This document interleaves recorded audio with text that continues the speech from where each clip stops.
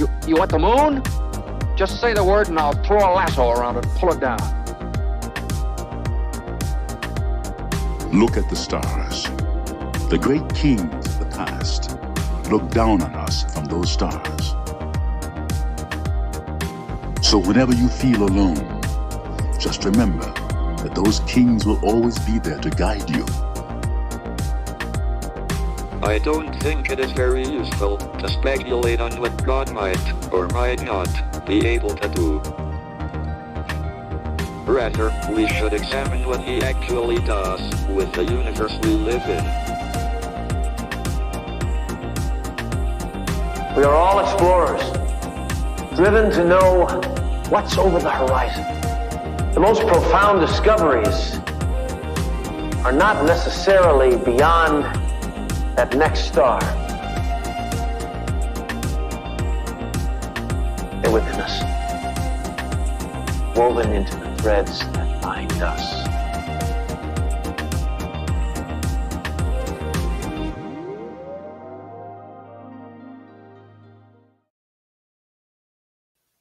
Hello, beautiful people. Happy Tuesday, happy Mars Day, and happy Taurus season. We're almost there. The sun moves into Taurus tonight and brings a whole fresh energy with it. So we're going to talk about what major transits are coming up this Taurus season, how to align with the energy of Taurus season. Although Taurus is, and the energy surrounding Taurus is known for being chill and calm, we have kind of a turbulent month ahead of us with eclipse season, with multiple planets going retrograde. So we're going to talk all about it. If you're finding this video live, let me know in the chat how you're feeling about Taurus season, what planets you have in Taurus. If you're finding this later, let me know in the comments down below, and let me know if this video is helpful to kind of get a snapshot of what's ahead this Taurus season. We start all of these live streams off with happy birthdays. Today's going to be interesting though, because some of these notable people will probably be Tauruses while others might be Aries. It depends the year they were born, what time the sun moved into Taurus that year, specifically what day the sun moved into Taurus. So I know this is a controversial topic about cusps and, cusps not existing in astrology, but just keep that in mind. Not all of these people will be Aries. So James Franco has a birthday today, April 19th. And if I had to guess, he seems like a Taurus to me, but there's a chance he's an Aries too. Kate Hudson has a birthday today. Luis Miguel, Maria Sharapova, Hayden Christensen, Suge Knight. He's probably an Aries. Ashley Judd, Jane Mansfield, Jesse James, lots of notable people right on the edge, right in between Aries and Taurus season. So just a note there, that's why we say you've got to look up your exact birth time. You have to know, depending on what day you were born, you could be an Aries, you could be a Taurus if you're right on the edge of the seasons. All right, so let's start with the major energy that's ahead of us this Taurus season. The sun officially moves into Taurus at about 7:25 tonight, and it will stay there until May 20th. So what does that mean for us? Just a quick little refresher here. The sun is our life force energy, and when the sun is transiting through a sign, our collective awareness is linked to that energy. It's shining light on that energy or illuminating that energy. So the sun rules our consciousness, our ego, our identity, our self-expression. We all express a little bit more Taurus during Taurus season, our personality, our willpower. And willpower is something that we might have more of when the sun is in Taurus, this very determined sign. So in general, the overall vibe is ruled by where the sun is in the sky, in the solar system. And Taurus is the sign of the bull. It's associated with determination, tenacity. It's very grounded and earthly. So it is an earth sign. It's the fixed earth sign. So very much grounded and like stuck in its ways. You know, it can't be manipulated very easily. Taurus is often associated with nature. It's associated with comfort or physical surroundings. So often Taurus is like luxury or the finer things in life. It's often associated with money as well, our values, physical value. Sensuality. Taurus is like the soft, fuzzy blankets, the cozy pajamas, the nice couch that you can just sink into. You know, they like to be in their cozy, comfortable space. And Tauruses tend to be very loyal, very stable. It's all about the physical, the 3D when we're talking about Taurus energy. And it can also be associated with possessions, so like our physical possessions. So let's talk about what it means when the sun moves into Taurus. What can we expect? Well, over the next month or so, we can really dig our feet in and get grounded. So we're coming out of Aries season. The sun's still in Aries at this moment if you're watching live at the anaretic degree, 29 degrees Aries. So if you're joining me live, you might not feel very grounded right now because when any planet is at the 29th degree, we tend to be a little bit jumpy or like ready for the next energy. So especially with the sun being in Aries, we might feel a little impulsive today until the sun moves into Taurus. But once the sun finally gets into the sign of the bull, we can expect to feel almost like a sigh of relief, like, oh, okay, we can take all that energy that we were feeling, all that stamina, all that passion, all that drive that came through during Aries season. We still have quite a bit of Pisces energy showing up in the chart as well with the stellium in Pisces right now. So there's been a lot of inspiration during this Aries season. Now we can take that energy and we can ground it. We can stabilize it. So this is a time to really discern what inspiration, what drive, what motivation is really worth sinking our teeth into and moving forward with.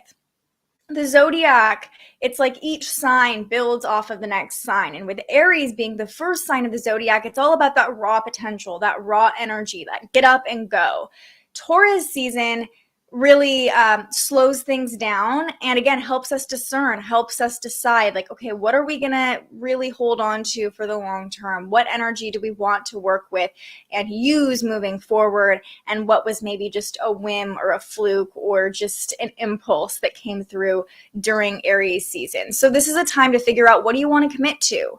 What do you really want to use your energy for? Taurus energy, or Tauruses in general, tend to be very mindful of how they're using their energy. They're not just going to exert themselves if it's not worth it. Because remember, Taurus rules our values too. So the actions we take, the decisions we make have to be aligned with our values during Taurus season. Over the next month, we can expect, though, to have the determination, the motivation, the commitment to make those ideas, ground them into physical reality, to turn something that might have just been a ping of inspiration into something that we're actually manifesting in the 3D world. And there's a greater focus on our physical surroundings too during Taurus season. So maybe you had an idea and now you're bringing that into the physical. Again, we're being asked to reflect on our values, both our physical values, so like literally our physical environment, and our mental values or our spiritual values, whatever you want to call it. Also, something we can expect during Taurus season is to be more in touch with and more in tune with our physical body. Yes, Aries brings a physical energy with it. It's like that pure physical power. Taurus asks us to take that and integrate it. Bring it into the body. What do we want to hold on to? What do we need to let go of? So this is a time to really get in touch with your body and its needs, to really play into your senses. Tauruses have this sensual nature about them. They love food. They love how things smell. They love how things feel. They love touch. So this is a time to listen to your senses over the next month and let your body lead the way a little bit. Really drop in, listen to your intuition, listen to your gut, like physically listen to your body and what it's asking for, what it needs. Good food, comfortable environments are going to feel especially nurturing right at home during these next 4 weeks. And finding that safe space can help us navigate any changes, any shifts that are likely to come with eclipse season coming, with retrogrades coming. So before we have the solar eclipse in about 2 weeks in Taurus, and then the lunar eclipse 2 weeks later in Scorpio, I would invite you or just encourage you while we get comfortable in Taurus season to find that safe space, to find a sanctuary for yourself to return to retreat to, so you can have a nice cozy environment if the outside world feels a little bit chaotic. Like, this is the time to find safety in your own sensuality, find safety in your own body. And again, like, listen to your body, listen to your senses. Like, if you're in an environment and you're like, okay, this is my safe space, and your body's like, no, it's not, you have to listen to what it's saying. Like, how can you make yourself more comfortable? How can you be more comfortable in your own skin? These are the questions Taurus asks us. So that's kind of the energy we're stepping into today. Again, the sun moves into Taurus at 7:25 p.m. Yes, and jumpy is a great word for the energy leading up to the sun moving into a new sign, because like I said, we're in Aries season. It can kind of feel like, okay, let's do it, let's go, like we're ready. But just watch, starting tomorrow, it could feel like the pace slows down quite a bit. Aries season feels very busy. It's been like go, go, go, all the things coming in, all the things to do. We have all this motivation, all this drive to like make it all happen. Taurus season is like, whoa, okay, whoa, whoa, whoa. Slow down. What's actually worth our energy? What do we want to commit to? What do we want to devote ourselves to? What can last long term?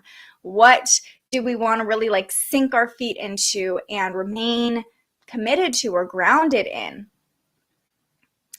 Well, this is an interesting question. How do I define heroism? What does heroism mean to me? Not having to do with astrology, but I just think being true to yourself and being kind to other people. And, you know, Aries season kind of brings out the like inner hero in all of us. We want to do it all, right? Aries is the warrior. It wants to be the hero. But Taurus reminds us to be true to ourselves, to listen to ourselves. And only then can we serve other people. So it's interesting because Aries does have a lot to do with the self, but it's more about our own like energy and like what we're capable of, you know, where Taurus season is like, okay, yeah, we're capable of all those things, but what do we really want to do, you know? Okay, so let's talk about the major energy that's going to play out this Taurus season, the major transits coming up for us. And we have quite a few to talk about. So I will post this on my Instagram in the next few days if you want to save it or return to it at any time during Taurus season, just to get a snapshot of the energy. And you can see, you know, this is going to last until May 20th. So first of all, in about a week, we have Mercury entering Gemini. And Mercury is in Taurus right now. So we've gotten a little taste of the Taurus energy so far with Mercury transiting through the sign of the bull. But when Mercury moves into Gemini, it's actually in its home sign. And don't get too excited because Mercury will go retrograde, as you'll see when we get to that slide. Mercury goes retrograde in Gemini, in its home sign. But before that, when Mercury moves into its domicile, we can gain a renewed interest in learning, a renewed curiosity. We can expect to be a little bit more of like a busybody and more social when Mercury is in Gemini. We'll want to have all the conversations, learn all the things, get all the perspectives. We'll have a clearer ability to speak and write, and it might feel like the speed is picking back up again. With Mercury and Taurus, it's right now kind of asking us to slow down a little bit, really take stock of our mental state and figure out, you know, again, what's worth committing our mental energy to. Mercury and Gemini is like, do it all, learn it all. And so we're prone to dabbling in a wide variety of topics when Mercury is in Gemini. We're enjoying wordplay or games that involve quick thinking. be warned though, with every transit, there's a light and a shadow. So the light here is that we're curious. We want to connect with people. We want to learn all the things. The shadow here is that we tend to be a little bit gossipy because we want to know what's going on with everybody else. That's kind of part of the whole social aspect of Gemini. So we want to make sure that we're not spreading false information, spreading false rumors. And we can also be easily distracted when Mercury is in Gemini because it's like we just want to learn all the things rather than focusing our attention on one thing. We're a little bit more focused right now with Mercury and Taurus. When Mercury enters Gemini, you can kind of expect your mental state to like scatter. Not in a bad way, just in a like being interested in, again, learning all the things, doing all the things. Pluto stations retrograde the same day, I believe, that Mercury enters Gemini. So we've had all the planets in direct motion for over a month now. Things have been, I don't want to say smooth sailing for everybody, but the energy has been pretty direct and easy to navigate. When Pluto stations retrograde, we could have to return back to the foundations, the structures, and let me explain this a little bit better. So Pluto has been transiting through Capricorn for several years. Remember, Pluto is the slowest planet in our solar system. Some people say it's not a planet anymore. We'll call it a body. It's the slowest body in our solar system. And it's been making its very slow and steady way through Capricorn for several years. And over the past like 10 years or so, we've seen structures crumble. We've seen structures be wiped away in order to be rebuilt. We've seen shadows revealed in the collective when it comes to the patriarchy, when it comes to masculine structures, when it comes to banks, when it comes to really all of these different building blocks of our society, essentially. And this isn't just in America, this is everywhere in the world. I mean, look at what has happened just with the pandemic. How many of us have had to analyze the different structures that are upholding our societies when we weren't able to just participate in those structures in our normal way anymore. Does that make sense? Let me know if I'm making sense. So Pluto's been crumbling structures. Now Pluto right now is at 28 degrees in Capricorn. So you look at the chart and you're like, we're almost into Pluto in Aquarius. But not so fast, because just as we think we're out of the woods and Pluto is going to make its way into a new sign, it begins its backspin. And Pluto will be retrograde until October. So the next 6 months, essentially, Pluto is retrograde. It's forcing us to review and revise the structures. Now, this could help us review the lessons we've already been learning while Pluto has been transiting through Capricorn, but we could also be forced to review the transformation that's taken place over the past several years and really go back to the beginning or back to the foundations in order to completely understand the transformation and complete the metamorphosis. So don't be surprised when Pluto is retrograde if it feels like we're kind of going back in time or we're in a time machine over the past or over the next 6 months, I should say, kind of going back to these structures. I mean, even things like our food system, right? Because of the pandemic, a lot of people didn't realize how much food insecurity there was in our country. So, with Pluto retrograde in Capricorn too, there's a sense of security and safety and protectiveness that we've all had to review. Stability, like what is stability even after this pandemic or during this pandemic? So Pluto stationing retrograde could make us review the stability as well of all of these structures, of all of these systems. So yeah, it's going to be a slow retrograde. It's not like Mercury retrograde where we like feel the effects really strongly because it is subtle. It's moving very slowly in the background, but just know that the next 6 months could bring some review, like a rewind of some sort when it comes to the collective, when it comes to the structures, protectiveness, security, foundations, all those things. And of course, we'll talk about all these things as they come up in more detail. Okay, but here's the first heavy hitter, I will say, of it's funny because Pluto stations retrograde and then the next day we have a solar eclipse. So talk about transformation, talk about shifts happening. The solar eclipse in Taurus is when the new moon will partially block out the light of the sun. It's not a total solar eclipse, but still we will feel its effects. And this is kind of the beginning of eclipse season. Even the week leading up to this is considered the beginning of eclipse season. So this solar eclipse can create abrupt new shifts or beginnings. Exciting opportunities can come into our field. We could find a new income stream because Taurus rules money. We could discover new value of some sort with the new moon falling in this sign. This is a really powerful solar eclipse because it could cause rapid shifts in our physical reality. Remember, Taurus rules the physical. So this solar eclipse that's upcoming could create eclipses.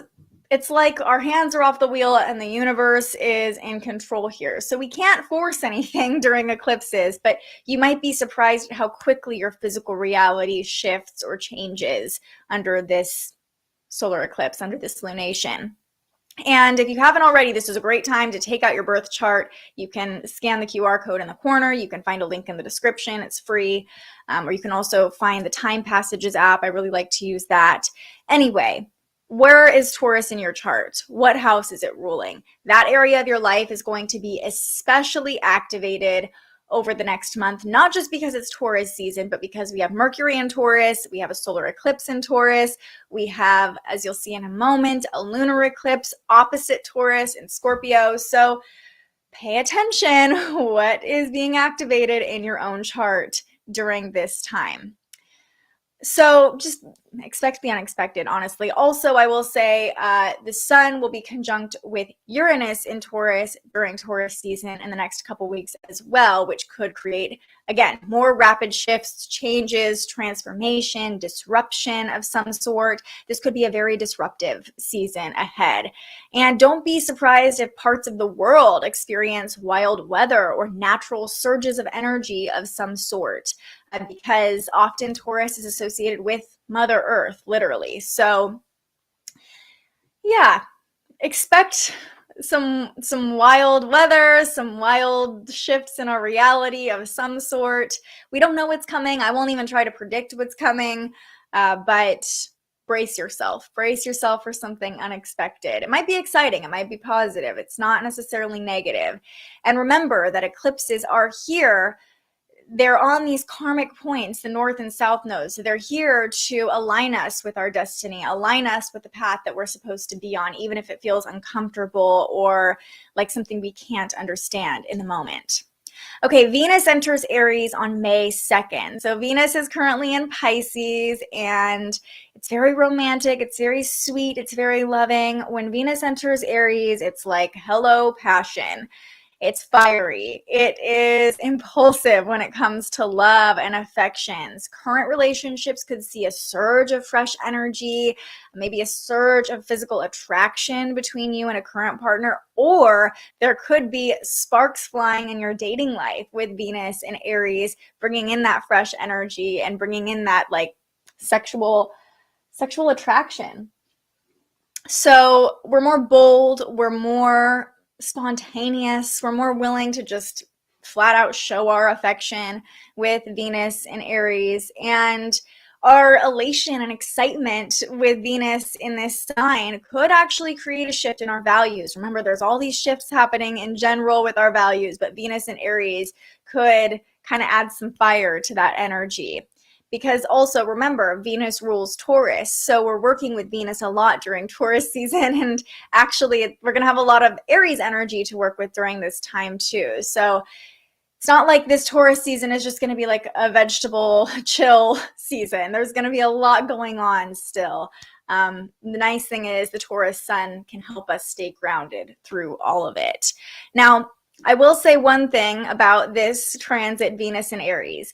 Venus is in detriment in Aries. It does not like to be in Aries, and Venus rules our money. So I will say just watch your spending between beginning of May and beginning of June. because we're more prone to just buy the thing or just spend our money with Venus in Aries. It could feel like the cash flow is speeding up, so it could bring in cash very quickly. It could bring in value very quickly, but also we can expel it very quickly as well. So want to watch our spending, maybe not make any impulse purchases with Venus in Aries. Jupiter also enters Aries 8 days later on May 10th. So like I said, we have a lot of Aries energy picking up during Taurus season. And we can expect an abundance of energy when Jupiter enters Aries. Our optimism will know no bounds. We can experience unbridled passion and raw potential. It's like illuminating all of that Aries energy, giving us stamina, giving us drive, making us more spontaneous, more impulsive. We'll have this thirst for like rapid expansion. We want to make it happen now, and we really believe that we can do it. And we also have this need for adventure and to feel free. So this could literally feel like booking a trip and going the next day when Jupiter enters Aries. We'll be very confident during this transit. And this is a long transit as well. Jupiter takes quite a while to move through a sign. And I believe Jupiter is going to go retrograde in June or July in Aries. So Jupiter will be hanging out in Aries, then moving back into Pisces, then moving back into Aries. Don't worry though, stick with me. We'll go through all of that as it happens. So this is a time we can take the lead. We can start something and have confidence in it and have optimism in it while still remaining friendly and generous. Like if we step into a leadership role, that will definitely be favored during this time, but we can also still lean into that generous, optimistic, kind Jupiter energy while we're taking the lead, which is really nice. Again, though, we want to be careful with Jupiter in Aries that we don't go overboard, that we're not excessive when it comes to our confidence, that we don't overestimate our abilities or the timeline that we can make something happen in. So this is, like I said, unbridled passion, unbridled confidence, and that can get us into sticky situations sometimes. So just be mindful not to start too many things or start something that maybe you're getting ahead of yourself in. Mercury goes retrograde. Here we go. The most infamous transit in astrology. Mercury retrograde starts on May 10th, and it will stay with us. Let me double check this actually. When Mercury stations direct again, it will be on June 3rd. So about 3 weeks we'll experience this Mercury retrograde. And again, Mercury is in its home sign during this Mercury retrograde. So we are focused on learning new information, taking in new things, making new connections, talking to new people, being social. But during Mercury's retrograde in Gemini, it's really inviting us to get back to the basics.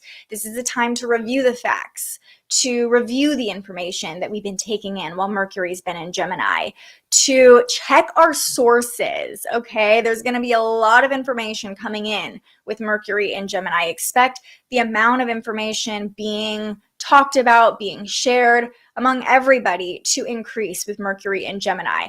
But while Mercury stations retrograde, this is a time to make sure that the information you're getting is coming from a valid source. Figure out where this is coming from before you start spreading the information as well. It could also feel like we're revisiting information that we've previously learned in order to either understand it more thoroughly or see a different perspective about it. This transit is also notorious, Mercury retrograde for affecting our technology, our communication, and our short-term travel. And that will be even more extreme with Mercury in its home sign of Gemini. So May 10th, get ready. That's when Mercury stations retrograde through the end of May. And we want to be really clear and really careful about the information we're consuming and sharing during this time. All right, and let's see. What else? You gonna go? Hold on. We're supposed to be, there we go. I don't know why that wasn't working. Okay. The last major transit we will talk about that's coming up this Taurus season is a lunar eclipse in Scorpio. So the full moon in Scorpio will be a lunar eclipse this month. It happens on May 15th. It's a Sunday. And I'm not quite sure yet about where in the world you'll be able to see it, but we will all be experiencing this energy. So the sun and moon are opposite each other during a lunar eclipse, and the earth is in the middle. The earth is blocking out the sun's rays on the moon, which causes that reddish glow on the moon. That's what we'll experience during this lunar eclipse in Scorpios. Eclipse season will be in full swing at this point. And as the earth's shadow is cast on the moon, it's symbolic for us realizing our own internal shadows. This can act like a mirror in a lot of ways for what we've been repressing, what we've been refusing to see. And remember, Mercury will be retrograde during this time. Pluto will be retrograde during this time. So it could reveal some darkness or some shadows as we're getting back to basics, reviewing the facts, reviewing information. Now, Scorpio energy, with this eclipse being in Scorpio, brings an extra level of intensity to the shifts that we're experiencing during eclipse season. This can bring out our deepest shadows, make us aware of our darkest fears with this lunar eclipse. We'll be tempted to try to control and manipulate this energy. Scorpio wants control, but the key to navigating eclipse season in general, and specifically this lunar eclipse in Scorpio, is to take our hands off the wheel and let the universe drive. Simply trust in whatever shifts are happening, because they're happening for our highest good. They're happening to align us with the path that we are supposed to be on. So as uncomfortable as it's going to feel to give up control with the lunar eclipse in Scorpio, that could be the key to navigating the energy with more ease. Again, I'll post this on my Instagram in the next couple of days. You can save it, you can return to it anytime, and you can always tune in when the energy is happening to get a more detailed approach to each of these transits. Okay. I really thrive when Mercury is retrograde. Is there something in my chart that might explain why? That's a great question. Take a look at, is Mercury retrograde in your chart? Maybe you were born during a Mercury retrograde, so you feel more comfortable in this energy. That would be my first guess. Double check to see if you were born during a Mercury retrograde, but also what other planets were retrograde when you were born. If you have a lot of planets that were retrograde, again, you might just be comfortable in retrograde energy. I'm curious though, were you born during a Mercury retrograde? What's your rising sign? Are you ruled by Mercury? What are you ruled by? That can also give you some insight into why retrogrades feel more comfortable for you. For example, give me a sec here. For example, like if you are someone who, maybe, I can't remember your rising sign, you'll have to forgive me, but maybe if you're a Scorpio rising, you like going deep, you like reviewing things, you like getting to the bottom of things, so maybe that's why you like Mercury retrograde. You like the ability to slow down and review and go back. It just kind of depends, but also, you know, even if there isn't a clear-cut explanation, it's great that you have the awareness of like, okay, during these transits, this is how I feel, right? And kind of tracking them and keeping track. Okay, this Mercury retrograde, what's coming up for me? How do I work with this energy? Because we're all a little bit different.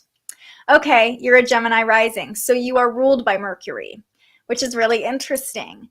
Mercury, and again, tell me, is Mercury retrograde in your chart? But your ruler is Mercury. So it might feel like when Mercury is retrograde for you that you have that time to slow down a little bit. With your Gemini rising, your tendency is probably to go fast, to do all the things, have all the conversations, take in all the information. And Mercury retrogrades might feel like times where you can just like, whew, okay, like let's review, let's slow down a little bit, let's go back and give yourself the time to really assess the information rather than just continuing to consume it, if that makes sense. How does Venus control Taurus? How much does Venus interact with Taurus and Aries? So Venus is the ruler of Taurus, and this is, you know, something that many cultures have identified all across the world. Venus is also the ruler of Libra.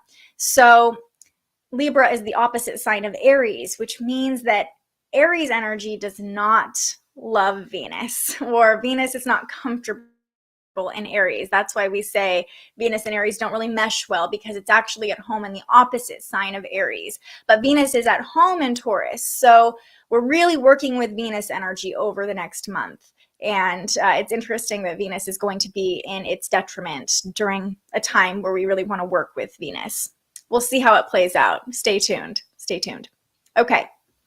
So those are all the major transits coming up this Taurus season. Really quickly, I want to take you through the moon's movements today. We don't have a ton of connections, and then we'll do an overview, and then we will pull a card. So taking a look at today's chart, you can see the moon is currently in Sagittarius. We have a lot of fire energy to start the day with the moon and sun both in fire signs. When the moon's in Sagittarius, we crave freedom. We can feel a little bit more spontaneous and optimistic. This transit, as we are in the waning phase of the moon, the releasing phase of the moon coming off of this weekend's full moon, is really asking us to let go. And with the moon in Sagittarius, one of the best ways we can do that is to let our hair down, to have a little fun, to just release the need to control anything at all, to flow with life. Moving our body can really help us move our emotions when the moon is in a fire sign, specifically in Sagittarius. I know so many people who have Sagittarius moons that like literally need to move their body to be okay. Like they have so much energy they have to get out of their body. So you might be feeling that as well, especially as we talked about with the sun at 29 degrees right now, the anaretic degree, it's very jumpy. It's very like, we need to do something. Moving your body will feel especially nourishing and comforting today. Expect to feel more generous, more social, more outgoing over the next couple of days with the moon in Sagittarius. It's definitely a fun vibe and helping us be optimistic, even though we know we're looking down the barrel of eclipse season and retrograde season. We're like, it's fine. The moon's in Sagittarius. It's all going to work out. That's kind of the vibe. Overnight, so 1 a.m., the moon squared off to Mars. What came up for you last night? Were you up super late? This was, again, 1 a.m. Pacific time. So you might have felt restless or irritable, even a little angry late last night. It could have made it difficult to fall asleep, or it could have left you tossing and turning. If you were able to sleep deeply, you might have had more like aggressive or off-putting dreams, dreams that were kind of uncomfortable. Let me know.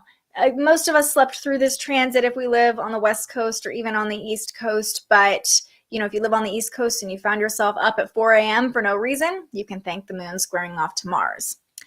The moon hasn't made any other connections since then, so the rest of our day is yet to come. At 5 p.m. Pacific time, the moon makes this uncomfortable connection to Uranus, a quincunx or an inconjunct angle. So if you look at the chart, you can see the moon here in Sagittarius, not quite opposite, one sign off from Uranus. So when the moon hits 13 degrees, it's making this uncomfortable connection. And the reason I bring this up is because, as I mentioned, we are going to have quite a bit of Uranus activation during Taurus season with Uranus and Taurus.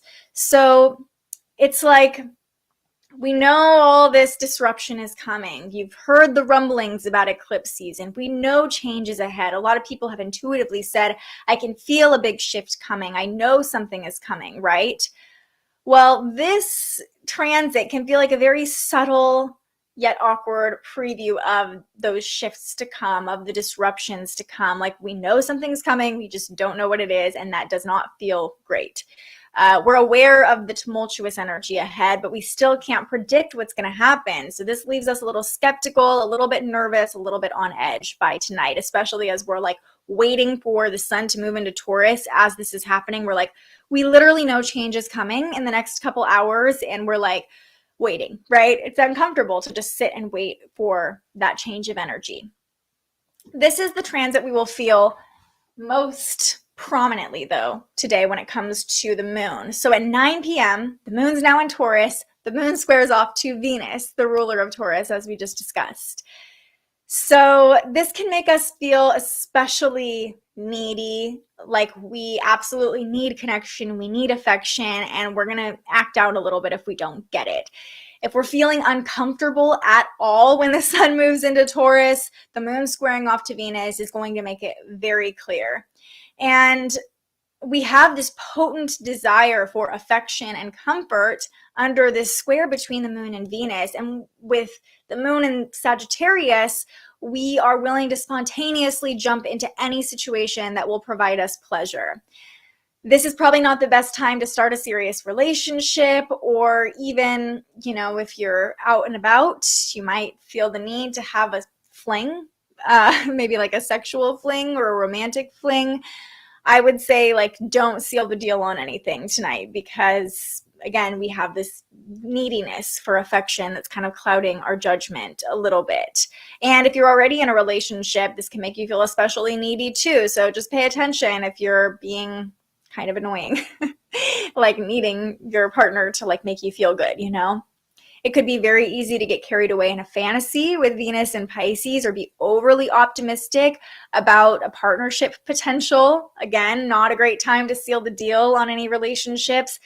And when we talk about Venus in Pisces, really Venus in Pisces and Venus in Aries, the upcoming transit that we just talked about, this is a time to watch your spending in general, but especially when the moon is squaring off to Venus. Like the Sagittarius moon is like, spend all the money, we're so abundant, we have all the wealth, you know. So tonight is not the night to fall down an online shopping rabbit hole, because it's not just physical pleasure we're talking about when we talk about Venus. It's like that dopamine release from doing the online shopping or booking the trip, or you know, finding yourself in a pleasurable situation.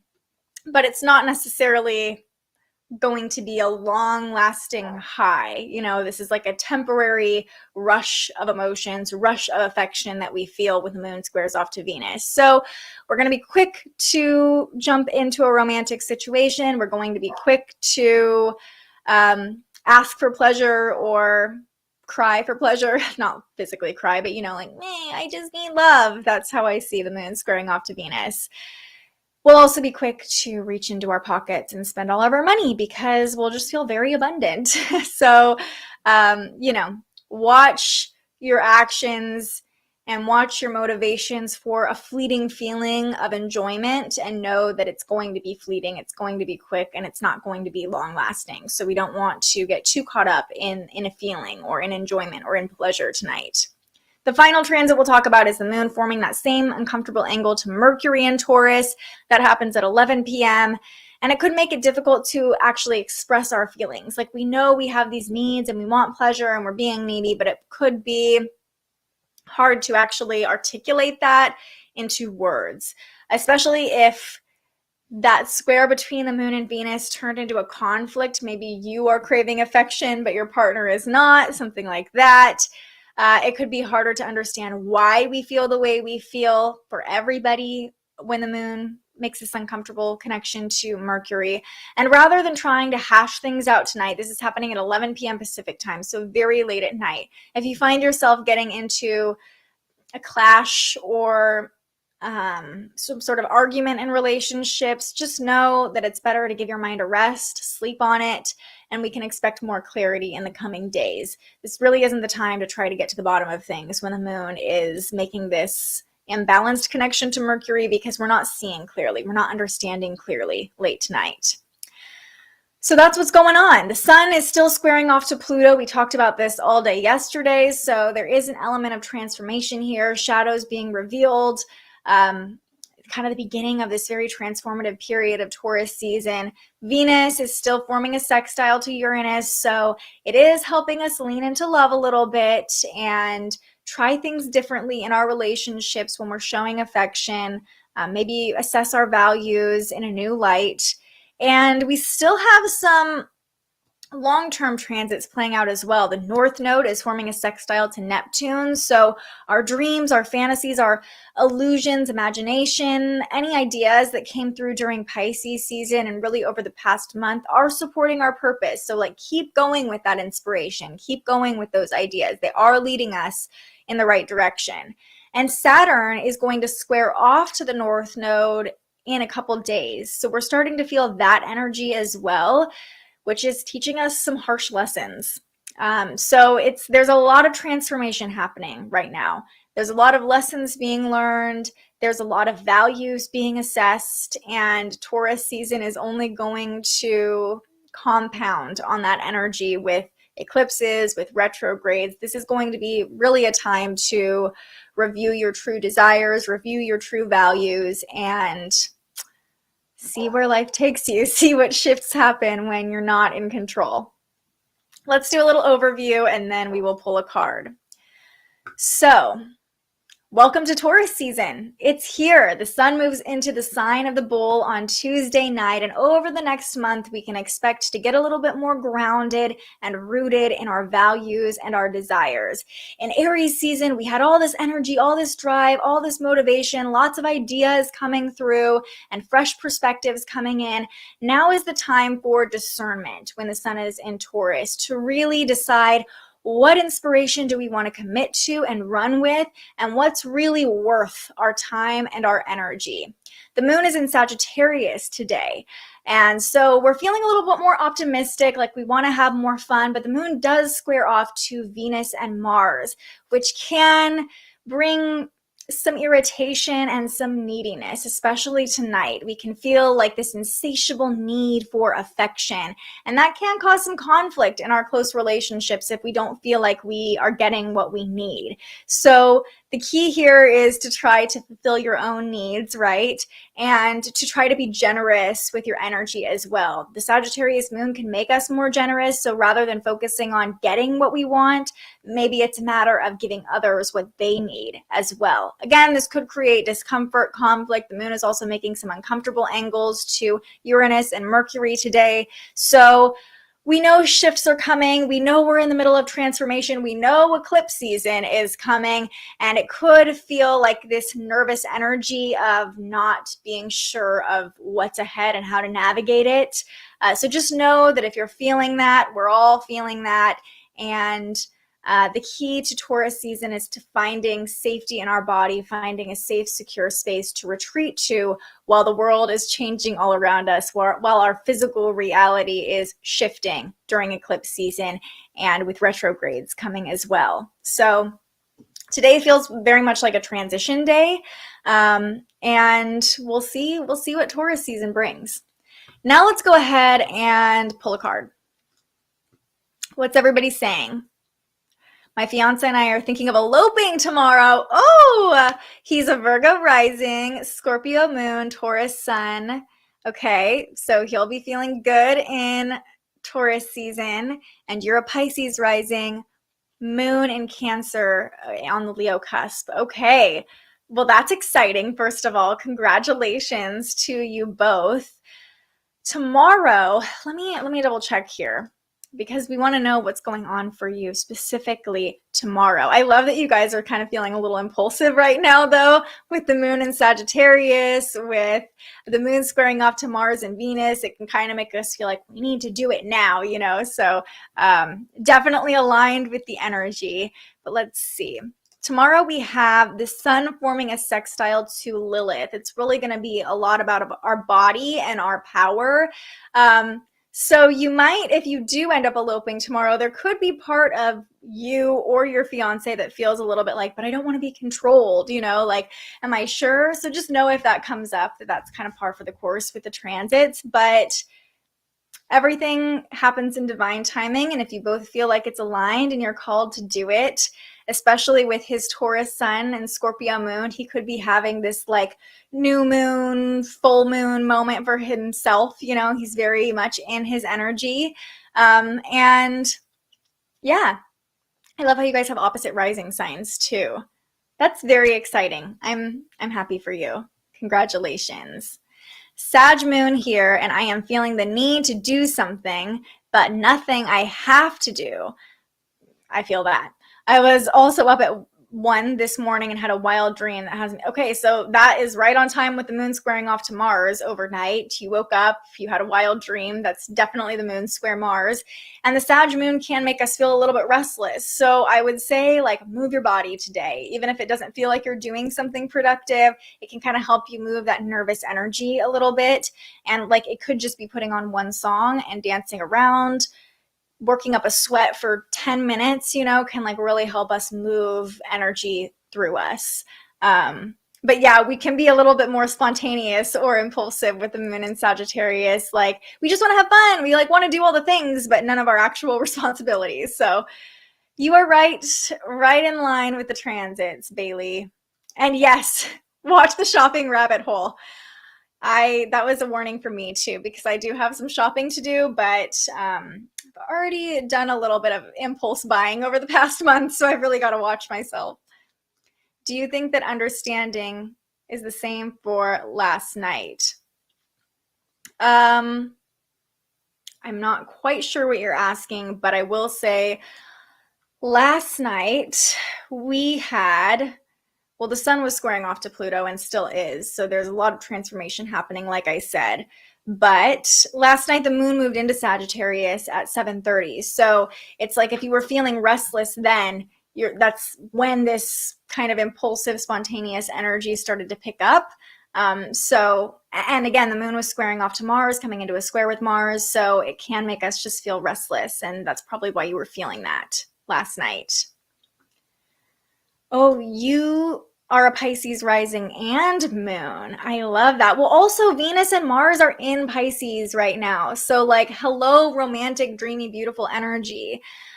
Just make sure that we're not like running to the altar without being sure we're compatible, but it sounds like you guys know each other very well, and this would be a really beautiful time to get married with Venus and Mars in Pisces. I actually know another woman who is getting married next week, I believe, and we did a full look at like what's going to be going on that day compared to the energy of her chart. It's a really beautiful energy. So with so much Pisces activation, Jupiter and Neptune are very close to each other still. This is a very dreamy time and a very transformative time in general, which makes it a nice time to get married too. Like lean into that transformation and see where it takes you. I'm excited for you. I love a wedding. All right, let's pull a card. I'm going to pull from the Queen of the Moon Oracle today. This just feels very Taurus vibes to me, so we're going to go with it. All right. As always, this is your time to ask your question to the universe. Ask any more questions of me. It's your last chance. And Vieira, hopefully I'm saying your name right. We're going to see what... That's interesting. That card was just backwards. We're going to see what the universe has for you too, because this is a very exciting time. You're getting married. Oh. Okay. These two cards wanted to be pulled. First, we got the Gratitude card and the last quarter moon, which is coming up this Saturday, and it's card number 23. So here's what it had to say. Be where you are and be thankful. There is always something to be grateful for, no matter what you're suffering. Gratitude raises a lower vibration to a higher one. Do not allow yourself to be surrounded by too many negative people. Life is conspiring for you. I joyfully turn my attention to what I am grateful for. As we enter the last quarter moon on the lunar cycle, the energies begin to turn towards surrender and release, to let go of what we no longer need. It behooves us to pay attention to what we have right now, both positive and negative. This attention paying and focus allows us to wisely discern and to be grateful for all of it. Yes, all of it, because the nasty stuff, the stuff that is making us suffer right now, it already happened, and now we can take wisdom from this. Okay, so take some time out on this moon to list a few things you're grateful for, just reminding us to surrender, to acknowledge all the abundance, all the beautiful things we already have in our life. That card was backwards by itself in the deck. Then this card popped out right after I asked what message Vieira needed to hear. Card number 32, the Egg Moon, and it says trust. We just talked a lot about Pisces energy, which has to do with trusting. And let's see what message came through. Trust yourself. Develop self-trust and joy will follow. You can rely on your own capabilities. Begin to plan carefully for the future. It is the beginning, and I trust myself in all things. Apart from the trust we might develop spiritually with our higher power, self-trust is the basis of all other trust.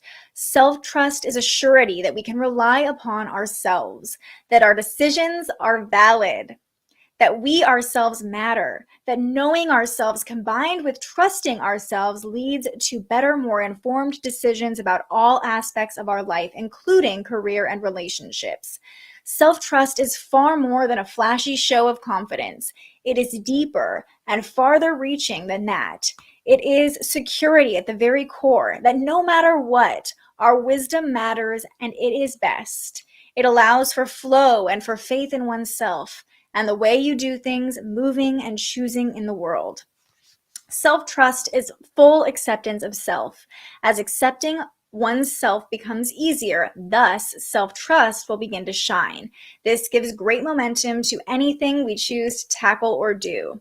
Our ancestors saw spring, the great thawing, as a new beginning. They would walk the marshes and plains and find newly laid eggs. More than just a symbol of fertility and new hope, the eggs meant that the worst of the cold was over and that new life really was here. The egg moon was a time of celebration and rejoicing.